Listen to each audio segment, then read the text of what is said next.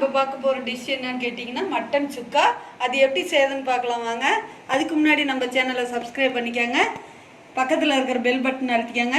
வாங்க இந்த டிஷ் எப்படி செய்கிறதுன்னு பார்க்கலாம். ஃபஸ்ட்டு ஒரு ஸ்பூன் கொத்தமல்லி, 2 மிளகா போட்டு, ஒரு ஸ்பூன் மிளகு, ஒரு ஸ்பூன் ஜீரகம், ஒரு ஸ்பூன். இதெல்லாம் லைட்டாக நல்லா பொன்னிறமாக வறுத்துக்கலாம். கொத்தமல்லி எல்லாம் வறுத்ததெல்லாம் இதில் மிக்சி ஜாரில் போட்டிருக்கேன். இதோட ஒரு மூடி தேங்காயை இதில் போட்டுக்கலாம். போட்டு தண்ணி கொஞ்சம் ஊற்றி அரைச்சிக்கலாம். நல்லா நைஸாக அரைச்சாச்சுங்க. நல்லா நைஸாக அரைச்சாச்சு. கடாய் அடுப்பில் வச்சு 4 ஸ்பூன் ஆயில் ஊற்றலாம்.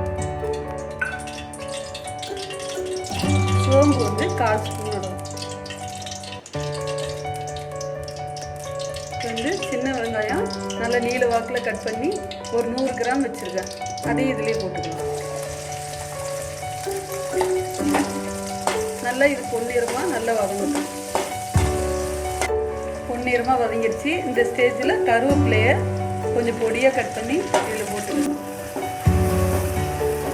300 கிராம் கறி எடுத்து இஞ்சி பூண்டு போட்டு மஞ்சத்தூள் போட்டு வேக வச்சு வச்சுருக்குறேங்க.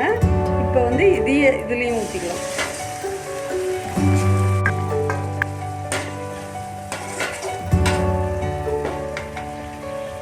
இந்த ஸ்டேஜில் தேங்காய், கொத்தமல்லி எல்லாம் போட்டு அரைச்சதை இதிலே போட்டுக்கலாம்.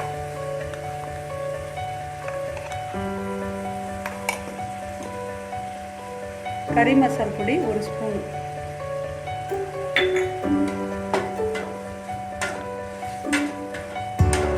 நல்லா கொஞ்ச நேரம் கொதிச்சு வரும்.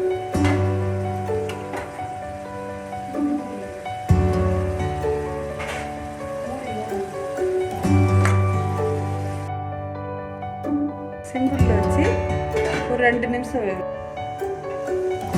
தண்ணியெல்லாம் சுண்டி நல்லா வந்துருச்சு. நல்லா சுக்கா ரெடி ஆயிடுச்சு.